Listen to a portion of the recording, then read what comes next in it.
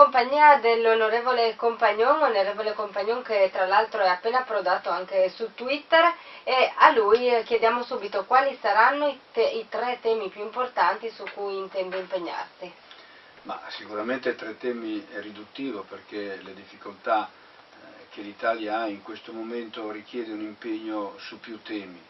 Certamente bisogna essere seri, bisogna dire la verità, non si possono fare delle promesse che poi non si possono mantenere. La cosa più importante è il lavoro, che in questo momento è quello che mette in difficoltà tante famiglie, per cui la famiglia, che è nel mio e nel nostro DNA, comunque da sempre, che deve essere un valore aggiunto, non un peso, deve essere un volano, e quindi il lavoro, le piccole e medie imprese, anzi direi piccolissime, quelle che da sempre sostengono l'architrave del nostro paese e dell'economia, che in questo momento stanno pagando un prezzo altissimo, e sicuramente al centro ci rimetterei prima di tutto come punto di riferimento i valori che in questo momento si stanno disperdendo e che sono elemento di disgregazione poi quando si tratta di stringere nei momenti di crisi, per cui piccole e medie imprese, famiglia, lavoro e lavoro per i giovani in modo particolare è l'impegno maggiore che dobbiamo fare, come ad esempio una riduzione del cuneo fiscale soprattutto per chi assume giovani. Abbiamo parlato di famiglia, il matrimonio difenderà la famiglia naturale uomo-donna fondata sul matrimonio come indica la Costituzione? Ma la Costituzione è una stella polare, ma in questo caso credo che la Costituzione sia poco, perché la famiglia non può che essere quella formata fra un uomo e una donna. La famiglia fra un uomo e una donna che procrea, crea i figli, diventa riferimento non solo della società, ma soprattutto delle persone anche in difficoltà. Credo che su questo tema si debba parlare poco. Questo è inutile, bisogna avere rispetto di tutti, per l'amor di Dio. Il codice civile tutela tutte quelle situazioni diverse dalla famiglia prevista dalla Costituzione, ma credo che questo debba essere, e comunque per noi e per me lo è, un punto fermo dal quale non si discute. Altro argomento caldo, quello sulla fine della vita. Su quali criteri fondare una nuova legge sulle dichiarazioni anticipate di trattamento? Anche questo è un argomento molto delicato, dobbiamo stare attenti che forse quelli che conoscono poco il problema o non ne sono coinvolti ne parlano di più e troppo. Dobbiamo riconoscere che la vita è una cosa importantissima, che va difesa fino alla fine, distinguendo anche da quello che è l'accanimento terapeutico. Per cui credo che il Parlamento debba in tempi stretti emanare una legge che tenga conto di tutte queste cose, portando come primo punto sempre la difesa e il diritto alla vita. Sulla denatalità, quale approccio per questo gravissimo problema? E ancora, è favorevole alla proposta del forum delle associazioni familiari di destinare alla famiglia almeno l'1% del PIL? Non si può non essere d'accordo, direi che l'1% del PIL è il minimo sindacale, se mi permette un termine di questo tipo. Torniamo al discorso generale, noi, il nostro Paese, la società in generale, ma la nostra in particolare, deve riqualificare e rilanciare il ruolo della famiglia, non solo in termini di cattolici magari, come qualcuno vuole intendere, ma come punto di riferimento della società, e la famiglia con i figli va sicuramente presa ad esempio.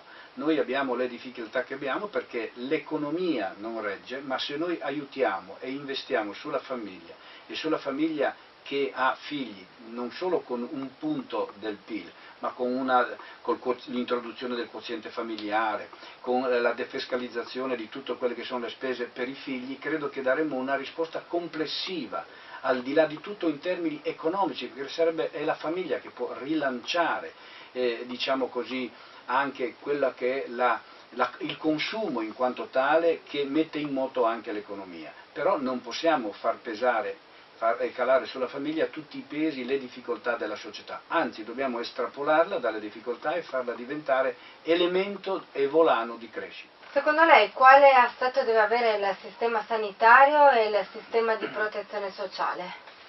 Il sistema sanitario sappiamo che è uno dei pesi che gravano sulla spesa pubblica nazionale. Noi in regione siamo forse una regione delle poche virtuose, perché ci accogliamo tutta la spesa sanitaria sul nostro bilancio, il che significa che dobbiamo assolutamente essere virtuosi appunto in questo senso. Però la spesa sanitaria e sociale, credo che il sanitario sia fondamentale dal punto di vista del servizio al malato, una sanità che sia al servizio del malato, non del medico o della struttura, e soprattutto sul sociale una sussidiarietà orizzontale e verticale, e soprattutto agevolare e semplificare l'impresa sociale e l'associazionismo senza scopo di lucro. Certo che noi dobbiamo stare attenti che in questo momento, soprattutto di difficoltà economiche, è evidente che il debole deve essere l'obiettivo da sostenere, costi quel che costi, con il sacrificio di tutti quelli che hanno la fortuna di non essere in quelle condizioni. C'è un problema montagna in Friuli Venezia Giulia, la montagna sta morendo, quali politiche si possono applicare per salvare questo bene? Non è un problema montagna in Friuli Venezia Giulia, c'è un problema montagna nazionale, che è un fatto culturale. Io da tempo sostengo che non si riesce a distinguere in Italia, soprattutto là dove si prendono delle decisioni importanti, quella che è la metropoli, la grande città, e la periferia.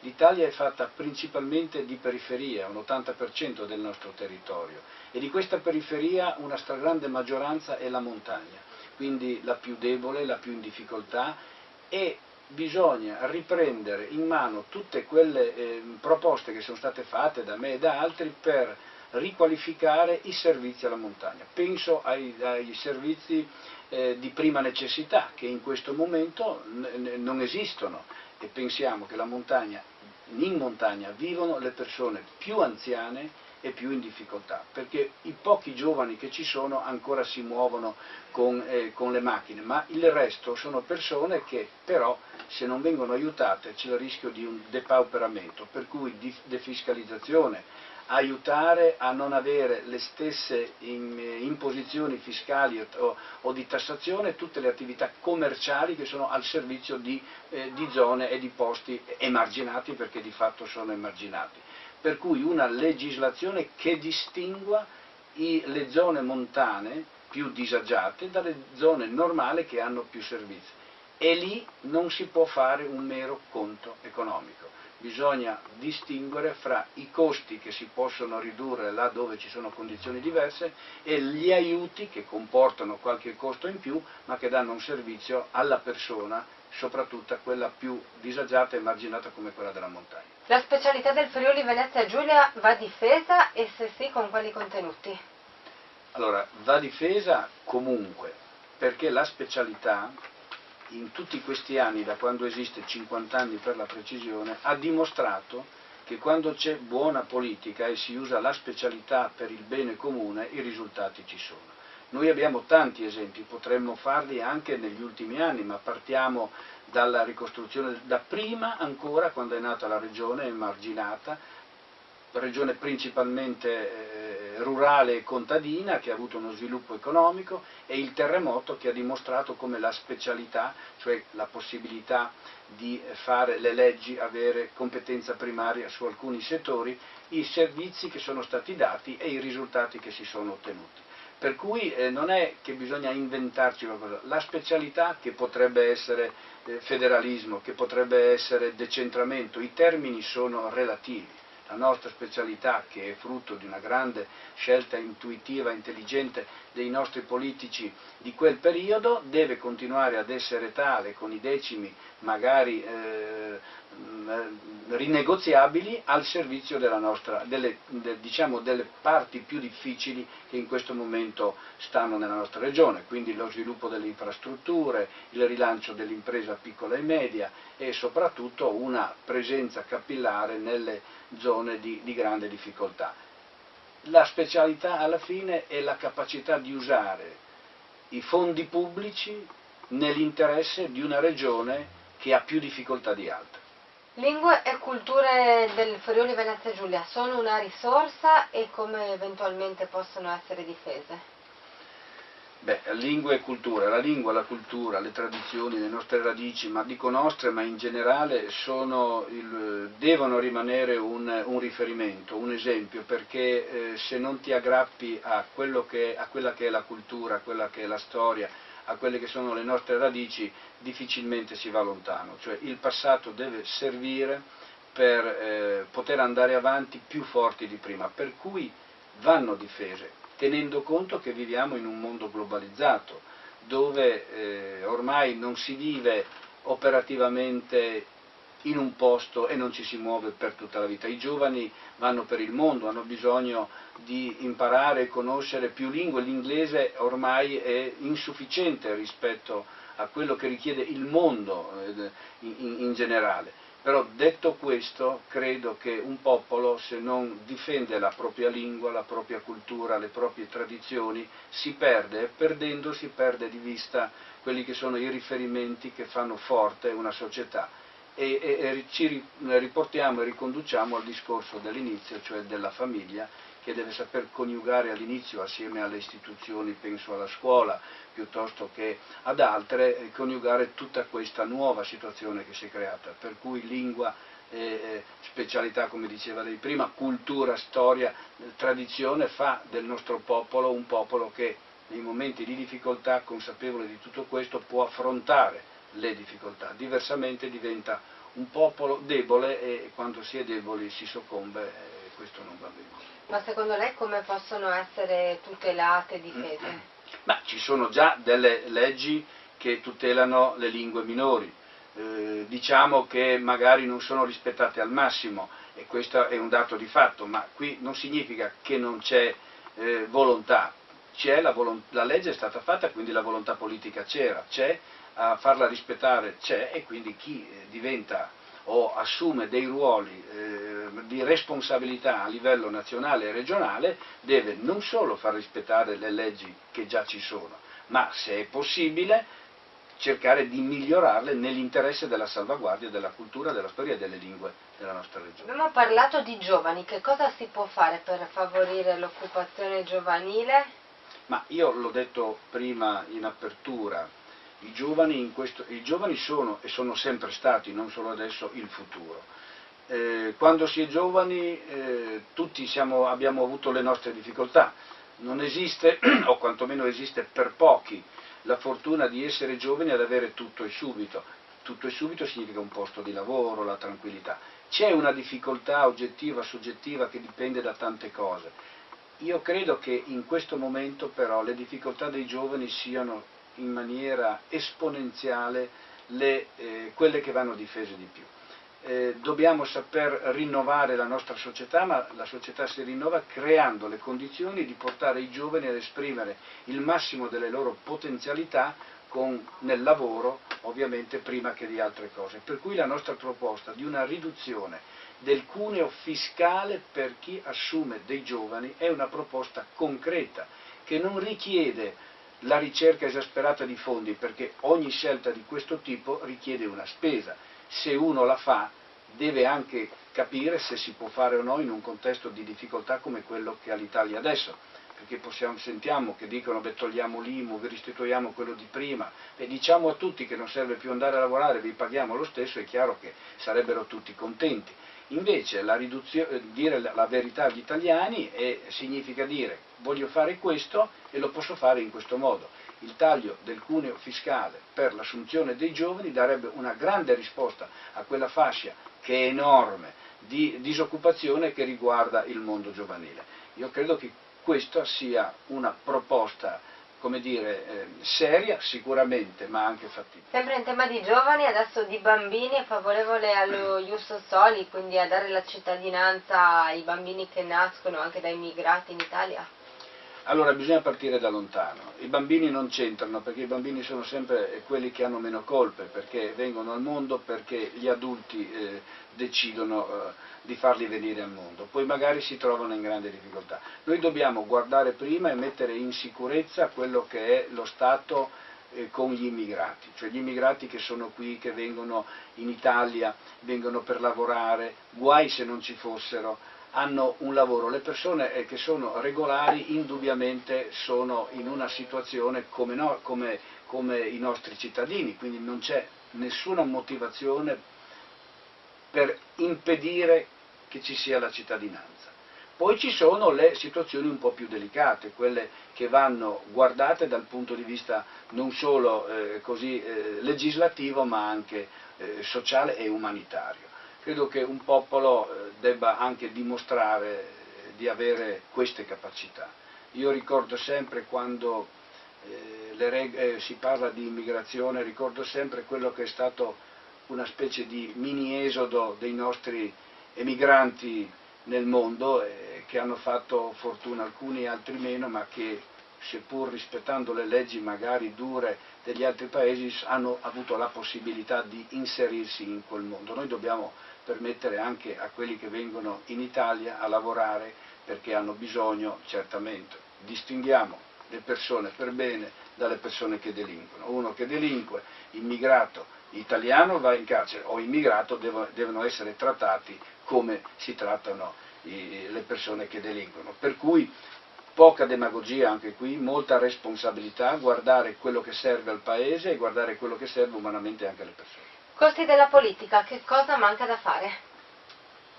Ma non è che manchi qualcosa, forse manca tutto, cioè manca la consapevolezza che anche la politica deve fare la sua autocritica. Diciamo che negli ultimi anni molto è stato fatto, poco si è detto, ma molto è stato fatto. Però faccio un'altra premessa, qui bisogna distinguere, la politica non è, come appare, tutta marcia, non è tutta negativa, c'è la buona politica. E io penso che la stragrande maggioranza delle persone, per politica intendo parto dagli amministratori locali fino al Parlamento, ci sono tante persone che fanno politica perché credono, perché si sono posti come obiettivo principale il bene comune e in quel senso lavorano.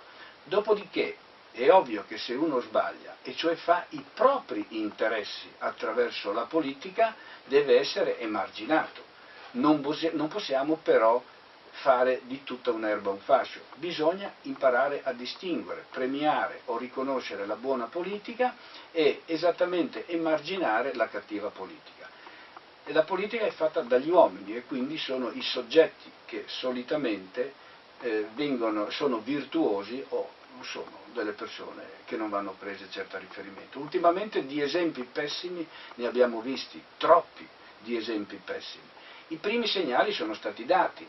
La decurtazione del 30% delle remunerazioni dei parlamentari, la restituzione di tutti i fondi decisi all'unanimità in Parlamento ai partiti degli ultimi 3 anni, quelli che dovevano essere incassati.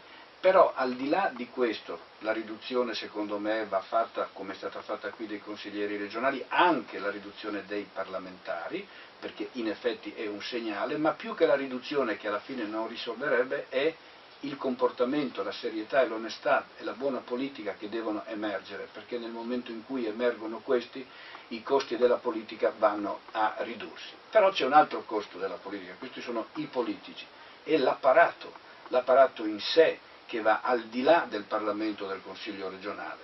Noi dobbiamo ricreare le condizioni a che il costo della politica generale, quello che si vede poco, venga ridotto. Ci sono troppi doppioni, troppe spese, troppe cose che non vanno. Chi può incidere su questo? La politica stessa. Per cui o produciamo attraverso le elezioni buona politica, e cioè persone che si impegnano a fare questo, oppure no.